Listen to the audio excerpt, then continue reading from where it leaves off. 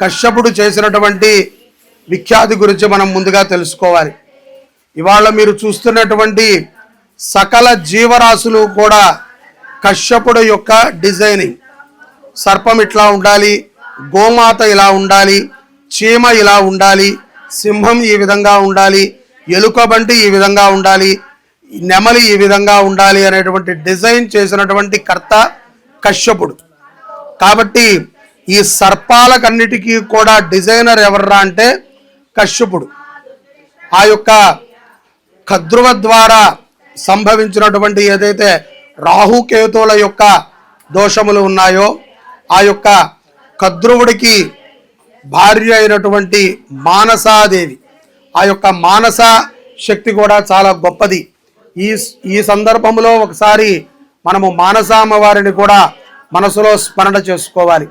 మానసాదేవి అంటే శివుని యొక్క తేజోశక్తి ద్వారా ఉద్భవించినటువంటి ఒక రూపం. ఈ యొక్క కద్రువ ముందుగా ఒక ఆడపిల్ల బొమ్మని తయారు చేసుకుని ఉంటుంది. తనని ఆ యొక్క ఆడపిల్ల చాలా ముద్దుగా ఉంది, దీనికి ప్రాణం ఉంటే బాగుండు అనుకుంటుంది.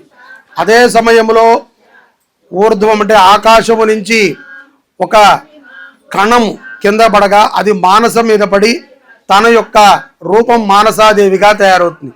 అంటే ఏ రూపము పడినదో తెలియదు కాబట్టి మానసమైనటువంటిది. ఏ రూపము అది అని అంటే కనుక ఆఖరిలో తెలుస్తుంది ఆవిడ మానసాదేవి అని.